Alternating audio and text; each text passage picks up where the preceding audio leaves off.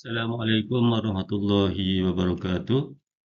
Welcome to chapter 9 of the module 2, FNC 3823. This chapter shifts the focus from the technical mechanics of insurance products, which we have covered in the preceding topics, to the legal framework that governs how those products are created, sold, and enforced. Understanding this framework is not optional for a financial planner, it is a survival requirement. The subtitle on this slide references three pillars: contract law, agency boundaries, and AMLA frameworks. These correspond to the three main sections of the chapter. Contract law governs the formation and validity of insurance policies. Agency law determines the legal relationship between the agent, the insurer, and the client. And the Anti-Money Laundering Act creates compliance obligations that carry severe criminal penalties for non-compliance.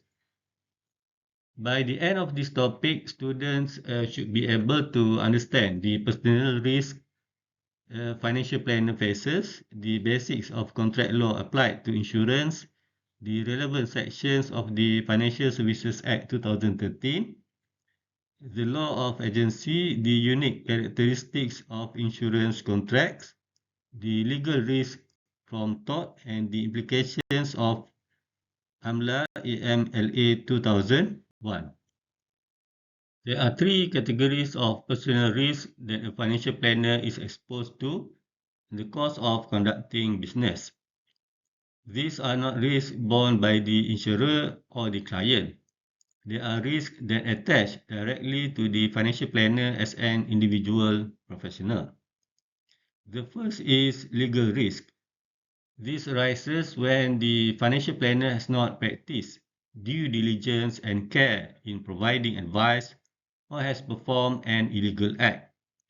If a client suffers a loss or damage because of reliance on such advice, the client may sue the financial planner.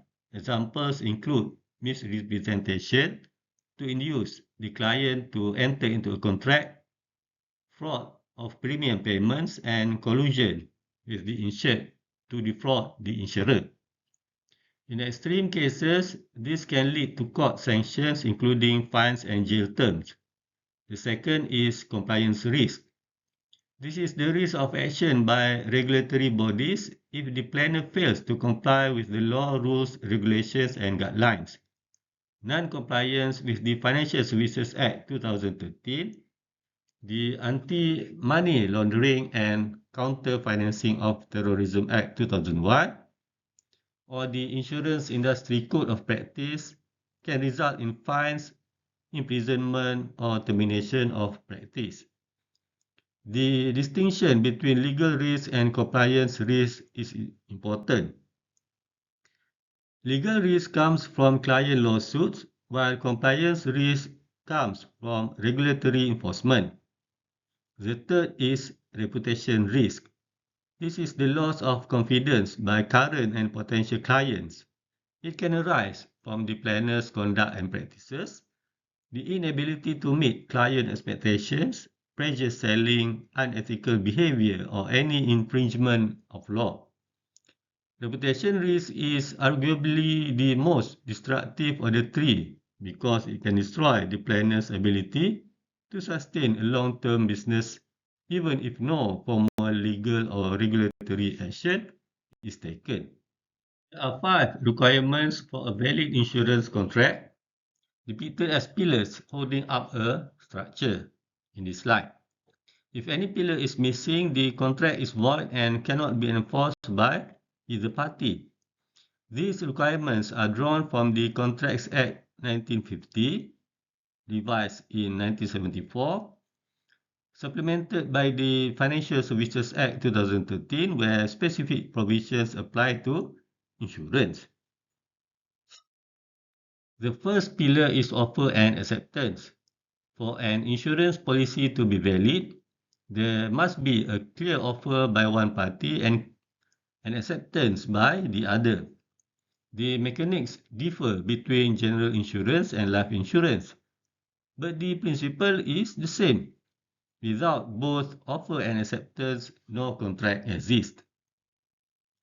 The second pillar is consideration.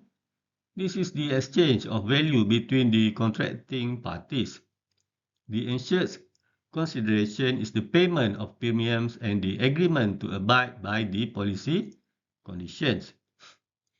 The insurer's consideration is the promise to fulfill its obligations under the policy upon the occurrence of an insured event. This concept of consideration means that insurance is not a gift, it is a reciprocal exchange. The third pillar is legal capacity. Under the general rule established by the Age of Majority Act 1971, an individual must be 18 years old to enter into a contract.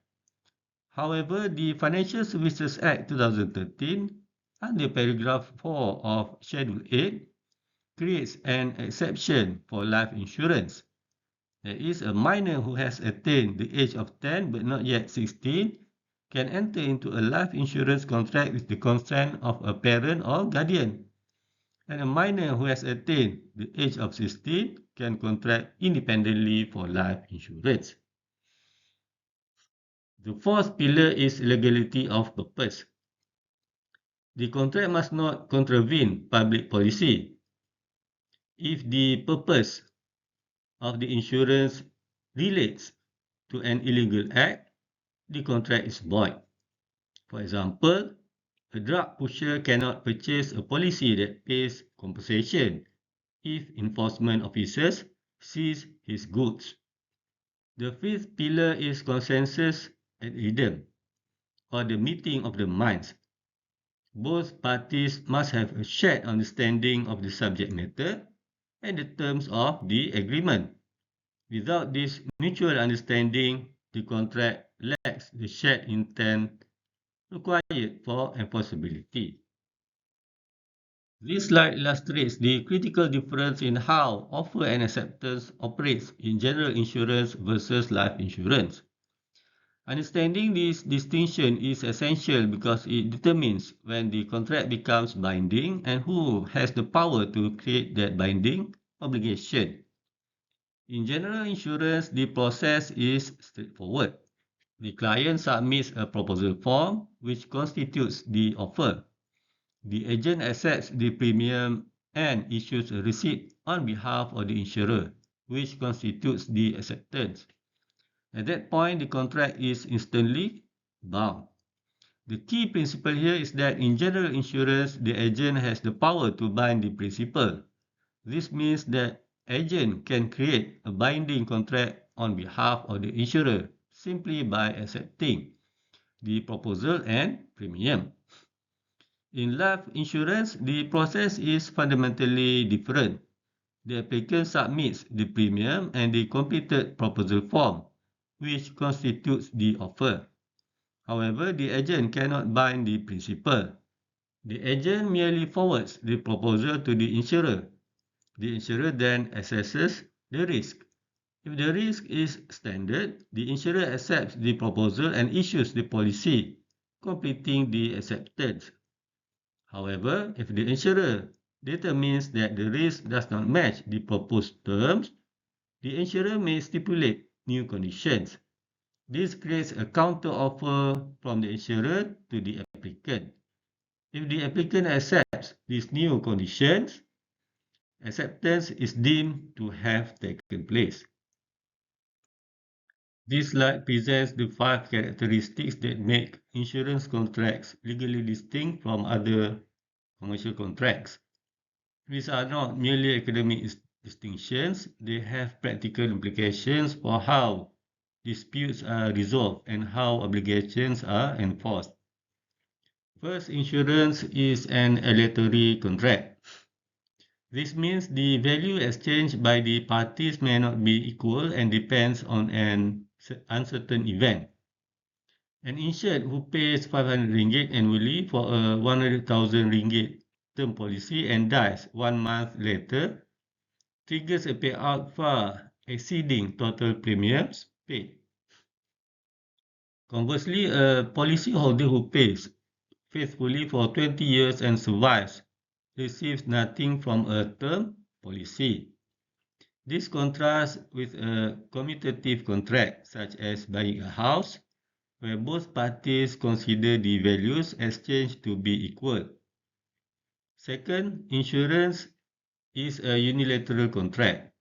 Only the insurer makes a legally enforceable promise to pay. The insured cannot be legally compelled to pay subsequent premiums after the first premium. No non-payment merely causes the policy to lapse, terminating the insurer's obligation. No legal action can be taken against the insured for stopping payment. This contrasts with bilateral commercial contracts, where both parties are legally bound to perform. Third, insurance is a conditional contract. The insurer's obligation to pay depends entirely on whether the insured or beneficiary has complied with all the policy conditions. These conditions form part of the consideration. If the insured fails to comply with them, the insurer is not required to honor its promise. Fourth, insurance is a personal contract. The contract is between the insurer and the specific insured. In property insurance, the contract does not insure the property itself but insures the owner against loss. The applicant must be acceptable to the insurer based on underwriting standards regarding character, morals, and credit status. The contract cannot normally be assigned to another person with the insurer's permission. If a house is sold, the policy does not follow the new owner automatically. For example, fifth, insurance is a contract of adhesion. The insured must accept or reject the entire contract as presented by the insurer. There is no negotiation or modification. Because the insurer drafts the contract, courts have held that any ambiguity must be ruled in favor of the insured. The doctrine of presumption of intent also applies. The law presumes that a person who signs a contract has read and agreed to all its terms and conditions. This slide explains the principle of utmost good faith, which is central to insurance law. Unlike ordinary contracts where both parties are expected to have roughly equal knowledge, insurance contracts involve a fundamental information asymmetry. The insurer cannot know everything about the applicant's situation beyond what is declared in the proposal form. The law therefore places a heavier burden on the proposer to disclose all material facts. The legal basis is paragraph 341 of Schedule 9 of the Financial Services Act 2013. Before a contract of insurance, that is other than a consumer insurance contract, is entered into, varied or renewed, the proposer must disclose to the licensed insurer any matter that A. The proposer knows to be relevant to the insurer's decision on whether to accept the risk and the rates and terms to be applied, or B. A reasonable person in the circumstances could be expected to know to be relevant. The dual standard, it covers both what the proposer actually knows and what a reasonable person would know.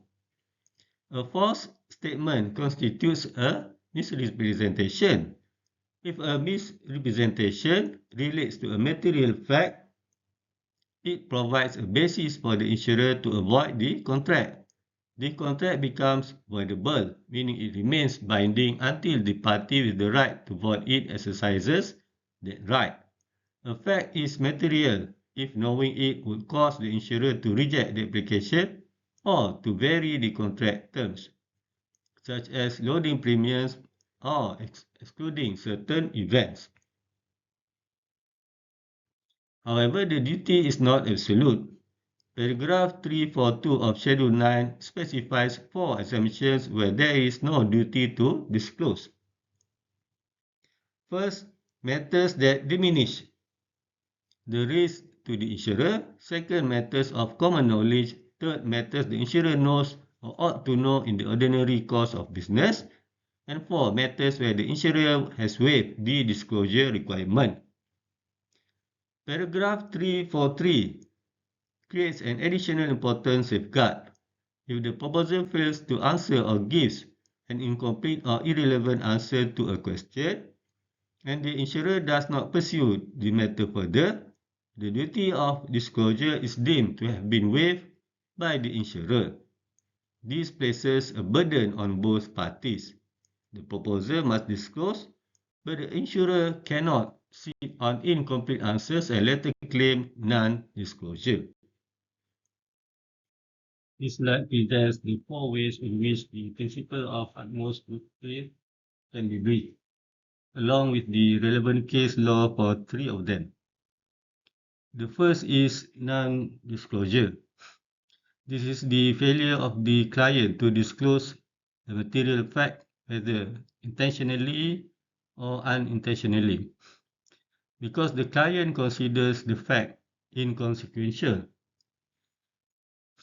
The leading case is Abu Bakar versus Oriental Fire and General Insurance Corporation Limited, 1974. In this case, the insured applied for fire insurance and described his premises as a sundry shop downstairs with a dwelling on the first floor. He did not mention 4 grinding mills at the rear of the shop. When the fire broke out, the insurer denied liability. However, the court held that the insurers had not been misled and there was no evidence that the grinding mills increased the fire risk. The insurer was therefore liable. This case illustrates that non-disclosure only voids a contract if the undisclosed fact is actually material to the risk. The second is concealment. This is the willful failure to disclose a material fact, typically to obtain cheaper rates or to obtain coverage that would otherwise not be approved. The case is Goh Choi Lang versus Public Life Assurance Company Limited, 1964. The life assured had been treated for tuberculosis and hospitalized in a TB ward from November 1958 to March 1959. When applying for insurance in May 1960, in answer to the question about heart or lung conditions, the proposer answered no. The court held this was non-disclosure of a material fact and the contract was voidable. The third is fraudulent means. This is a premeditated act of supplying false or misleading information on a material fact or intentionally suppressing such facts. No specific case is cited in the source for this category, but it represents the most serious form of breach. The fourth is innocent misrepresentation. This is the unintentional or accidental giving of incorrect information that misrepresents a material fact. The case is United Oriental Assurance Sdn Bhd Kuantan versus W.M. Mazarul, 1984. The proposal form for both insurance was oddly phrased and only asked about accidents to other boats owned by the insured, not the insured boat itself. The insured boat had previously had an accident which was not disclosed. Despite the poor wording of the form, the court held that the earlier accident was a material fact that had to be disclosed and the contract was voidable.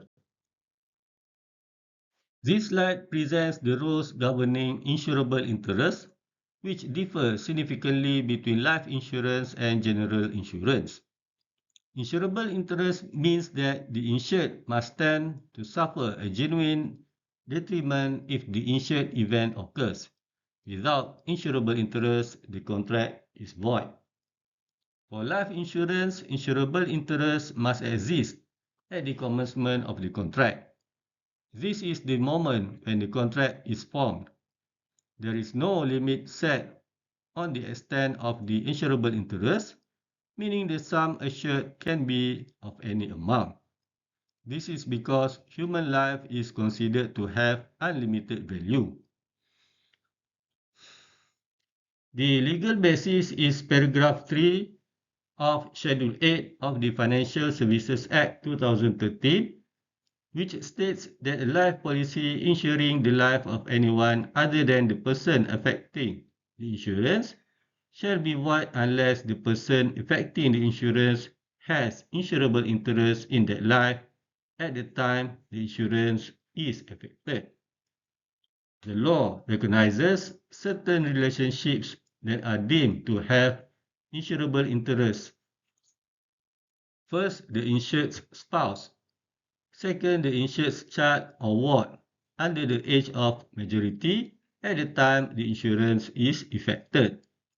Third, the insured's employee. And fourth, a person on whom the insured is wholly or partly dependent at the time the insurance is effected. For general insurance, insurable interest must exist at the time of the occurrence of the loss, not at the commencement of the contract. The insurable interest is limited strictly to the amount of potential loss because general insurance is a contract of indemnity. The insured can only recover the actual loss suffered. Examples of how insurable interest arises in general insurance include ownership of property, trustees holding property in trust, mortgagees holding property as security, bailees such as carriers, and warehousemen holding property, tenants who have covenanted to insure losses on leased property, and liability under common law or statutes. This slide explains the doctrine of proximate cause, which determines whether the insurer is liable for a particular loss. An insurance policy specifies the risk it covers, and the insurer is only liable if the loss was caused directly by an insured risk. When there are competing causes, the courts must determine the proximate cause, which is the active, efficient cause that sets in motion a chain of events leading to the loss, without the intervention of an independent source. The first is Smith versus Comhill Insurance Company, 1938. The insured held a motor policy that would pay on death resulting solely from bodily injury caused by violent accidental means while riding the insured car. The insured sustained severe head injuries when her car went off the road and fell down a ravine. After the accident, she wandered through brushwood, stepped into a stream, and the shock of entering the water caused death from heart failure. The insurer argued that the shock of immersion was an intervening factor. The court held that the accident was the primary cause in an unbroken chain of events leading to death. The insurer was liable. The second case is Leong Luen Kiu versus New Zealand Insurance Company Limited, 1939. The assured held a personal accident policy covering death from violent, accidental, external, and visible means. The assured was injured in a motor accident and died from shock and hemorrhage following the bursting of a diseased blood vessel. The insurer argued death was caused by the rupture of the blood vessels, not the accident. The court held that the accident and the rupture constituted a sequence of uninterrupted events leading to death. The primary cause was the accident and the insurer was liable. This slide introduces the law of agency, which is critical for financial planners because it defines the scope of their authority and the legal consequences of their actions. An agent is defined as a person employed to do any act for another or to represent another in dealings with third persons. The person for whom the act is done is called the principal. There are three classes of agents. A special agent is appointed to perform a highly specific act or transaction. An example would be a proxy appointed to vote at a general meeting. The agent's authority is limited to that single task. The general agent has the power to act within the boundary of the general authority conferred by the principal. In insurance, a life insurance agent is a general agent. That is, the agent has authority to solicit business on behalf of the insurer but does not have the power to bind the principal. The agent operates within defined boundaries set by the agency contract. A universal agent has unlimited authority and the same ability to legally act as the principal.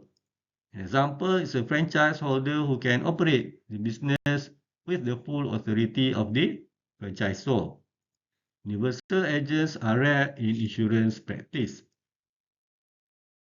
This slide presents the three ways in which an agent's authority to act on behalf of the principal can be manifested.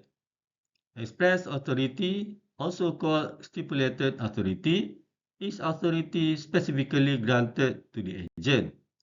It can be given orally or in writing. For insurance, the express powers are given by the insurer, and the scope of these powers is defined in the agency contract. This is the most straightforward form of authority because it is explicitly documented. Implied authority is the incidental authority that is reasonably necessary to execute the express authority. It is not explicitly stated but is logically required to make the express authority meaningful in practice. For example, if an agent has express authority to solicit business, the implied authority would include the ability to distribute brochures, explain product features, and collect completed proposal forms. Apparent authority, also called ostensible authority, is a perceived authority based on the principle of estoppel. It is not expressly given by the principal, but the law regards the agent as possessing it because the principal has created circumstances that lead third parties to believe the authority exists. If an insurer provides a person with vestiges of authority such as signboards, receipt books, proposal forms, and sales manuals, third party may reasonably conclude that an agency relationship exists. In such a case, the insurer will be stopped from denying that the person is its agent. This slide presents one of the most significant legal changes introduced by the Financial Services Act 2013. It concerns a question that has enormous practical consequences. That is, when the agent helps fill out a proposal form, whose agent is the agent? Under the historical position, the courts consistently held that if the client signed the proposal form, the agent who filled it out was acting as the agent of the insured. This meant that any errors or omissions by the agent in completing the form were attributed to the client, not the insurer. The rationale was that by signing the form, the client made it their own document. This created what the slide calls the historical trap. The insurer could use the agent to solicit business, but when things went wrong with the proposal form, the agent was deemed to be acting for the client. The Financial Services Act 2013 reversed this position. Under paragraph 12(1) of Schedule 9, An agent is now considered the representative of the insurer when soliciting business. Furthermore, any information or knowledge possessed by the agent is legally considered the knowledge of the insurer. This means that if a material piece of information has been disclosed to the agent but the agent did not record it in the application form, the insurer is deemed to possess that knowledge even if the agent never communicated it to the insurer. Paragraph 12.2 extends this further. Any statement made or act done by the insurance agent is deemed to be the statement made or act done by the licensed insurer for the purpose of the formation or variation of the contract of insurance. This is complemented by paragraph 11, which prohibits the insurer or agent from making misleading, false or deceptive statements, fraudulently concealing material facts, or using unauthorized sales materials. If the insured has been misled by such statements, the contract is voidable and the insured has the right to rescind it under subparagraph 11.2. This slide presents two critical compliance requirements under the Financial Services Act 2013. The first is the duty of disclosure in sales found in section 1861. To increase transparency, the Act requires an agent of the insurer to disclose three things to the client. First, the exact name of the licensed insurer. Second, the agent's specific relationship with the licensed insurer. And third, the premium charged by the licensed insurer. This ensures the client knows exactly who they are dealing with and on what terms. The second is penalty provision.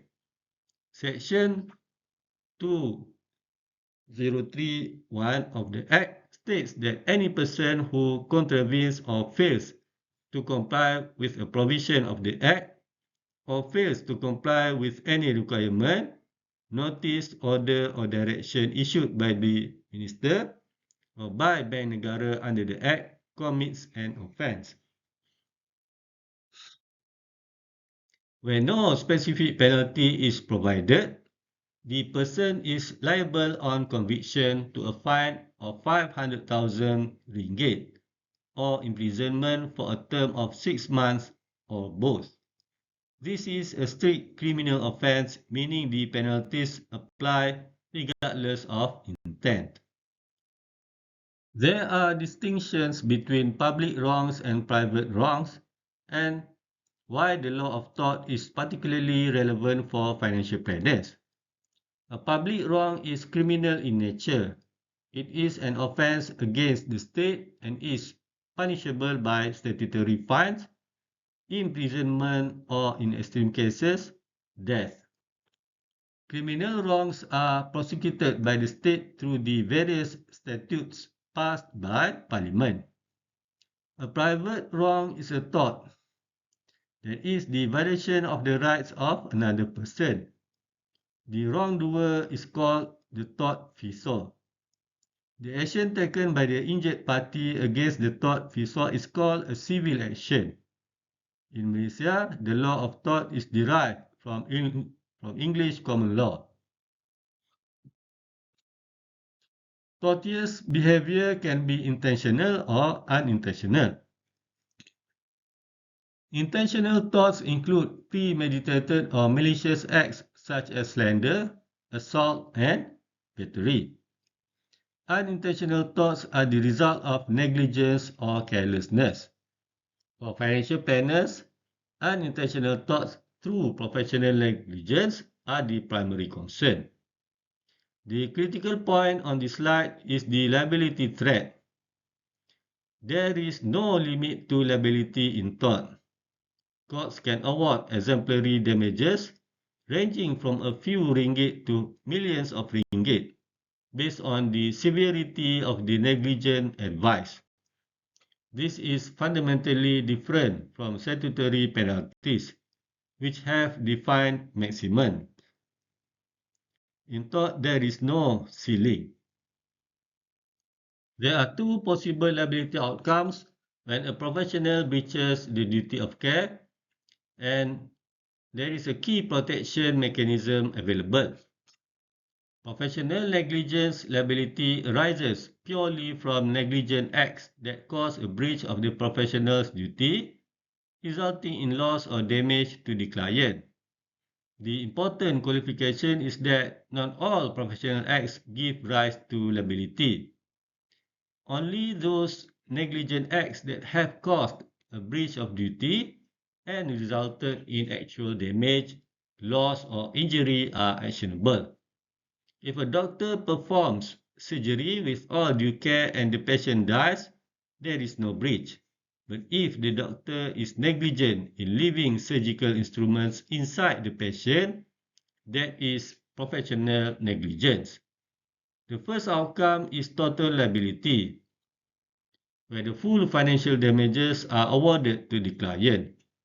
This applies when the professional's negligence is entirely responsible for the client's loss.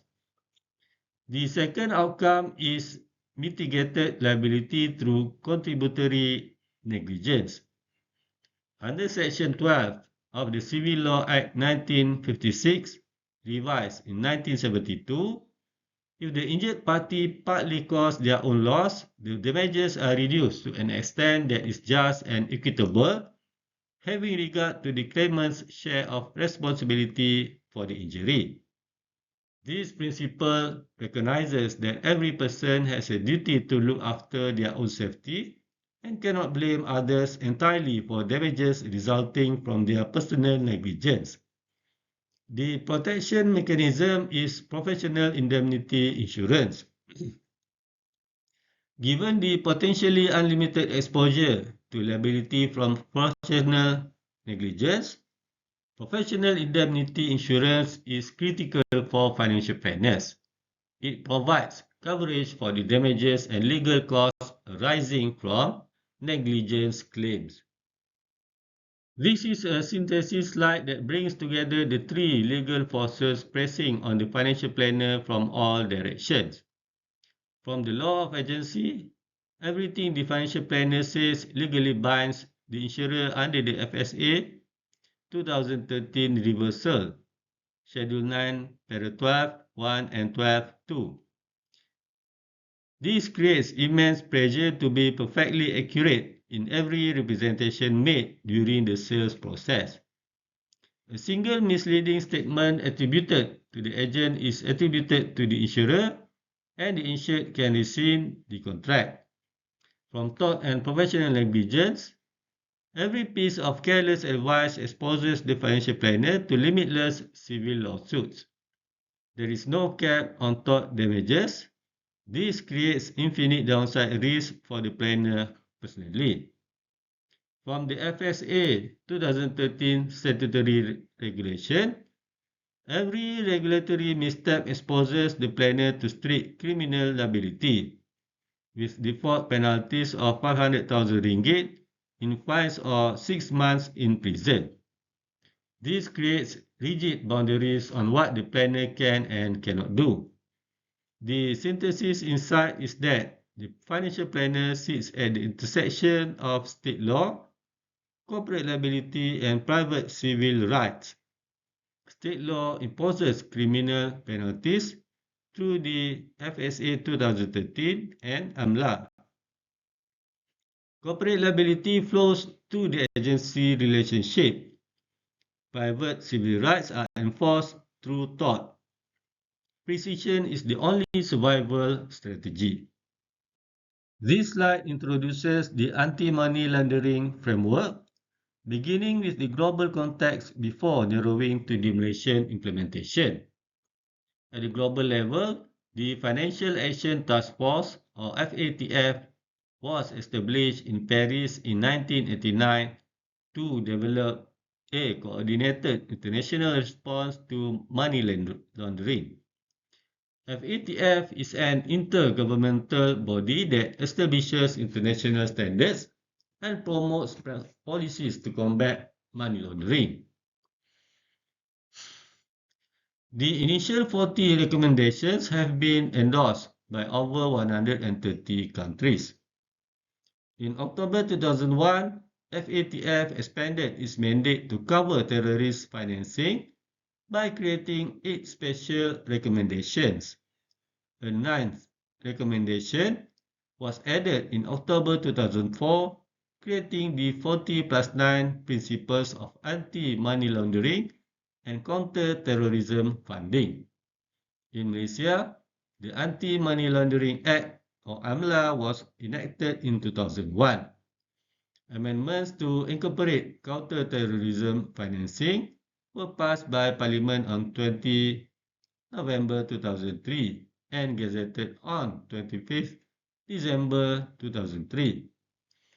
The Financial Intelligence Unit, or FIU, under Bank Negara Malaysia was appointed as the competent authority to oversee implementation. Money laundering is defined as converting illegal money into legal money. More precisely, it is the process of engaging in transactions involving proceeds of unlawful activity to disguise their illegal origin. Terrorist financing is the reverse. It uses legal money for illegal purposes, specifically to facilitate or carry out terrorist acts. The statutory penalty for money laundering is severe. A fine not exceeding 5 million ringgit or imprisonment of not more than 5 years or both. This is significantly heavier than the general penalty under the FSA 2013. This slide illustrates the 3 stages of the money laundering process and how insurance products can be exploited at each stage.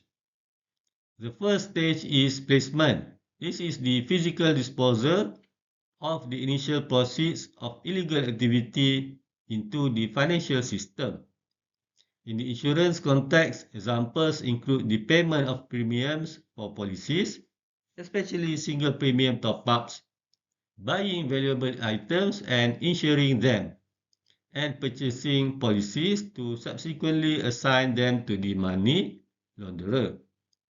The second is layering. After funds have entered the financial system, the criminal engages in a series of conversions or movements to distance the funds from their source. The goal is to create complex layers of financial transactions to disguise the audit trail. In insurance, this includes borrowing against policies, early termination of policies, selling units in investment-linked products, and in general insurance, reporting that insured valuables have been lost and making a claim. The third stage is integration. When layering succeeds, the criminal proceeds have been successfully cleaned and are reintroduced into the economy as legitimate assets. This is achieved through investment in businesses or purchase of assets using the clean insurance payouts. This slide presents the specific vulnerabilities of 3 insurance sectors to money laundering and terrorist financing. Life insurance is targeted for parking massive cash value. The vulnerable products include investment-linked and with-profit single premium contracts, single premium life insurance policies with cash value, fixed and variable annuities, and second-hand endowment policies. Tactics include changing beneficiaries against payment before maturity or surrender, and using policies as collateral to purchase other financial instruments. Non-life or general insurance is targeted for illegitimate extraction of funds. Vectors include inflated or totally bogus claims through arson or other means, intentional overpayment of premiums, followed by a request for a refund check, cancellation of policies to obtain a premium refund via the insurance check, and underinsurance schemes where the criminal claims to have received full compensation. Reinsurance is targeted for macro-level money movement. Vectors include establishing fictitious reinsurance companies or reinsurance intermediaries, fronting arrangements and captive insurers, and the misuse of normal reinsurance transactions to disguise the source of funds. Reinsurance is particularly dangerous because the transaction volumes are enormous, making it easier to hide illegitimate flows within legitimate business. This slide presents the specific red flags that financial planners must recognize at two stages. The first one is during the entry attempts or the front end, and the second one is during the extraction attempts or at the back end. Front end red flags indicate that a criminal is attempting to place illegal funds into the insurance system. These include proposals entirely disproportionate to the proposer's financial standing, reluctance to provide personal or corporate details, foreign clients seeking lump sum investments, and offering to pay by foreign currency, purchasing multiple small certificates involving cash payments exceeding 50,000 ringgit, and cancelling them simultaneously, and extreme interest in early surrender penalties rather than investment performance. The last flag is particularly telling because legitimate investors care about returns, while launderers care about how quickly they can extract clean money. Back-end red flags indicate that a criminal is attempting to extract clean funds from the insurance system. These include claims paid to non-relatives with no reasonable extent of insurable interest, rapid series of policy loan applications, and payments within a short period of time, and requests to route large payments to unlimited third parties or to other countries. Additional red flags from this source include different home and mailing addresses, a change in beneficiaries to include non-family members, payment by banking instruments that allow anonymity, the client's source of funds being unclear or inconsistent with their apparent standing, willingness to pay premiums on high-risk cases with high chances of claims or rejection, and frequently changing insurers. This final slide presents the three operational compliance pillars that close the AMLA framework. The first is customer due diligence or CDD. Every reporting institution must conduct CDD and obtain satisfactory evidence to properly establish the identity and legal existence of any person seeking to do business. CDD must be executed if there is any suspicion of money laundering or if the customer is not willing to provide requested information. If the institution suspects laundering, it must not commence business, or in the case of existing business, must terminate the relationship and lodge a suspicious transaction report with the FIU. This includes mandatory Know Your Customer (KYC) verification. The second is the record keeping mandate. All transaction records and documents must be maintained for a strictly enforced minimum of 6 years from the date of conclusion of the transaction or after the business relationship with the customer has ended. If records are subject to ongoing investigation or prosecution, they must be retained for a longer period unless otherwise directed by the FIU.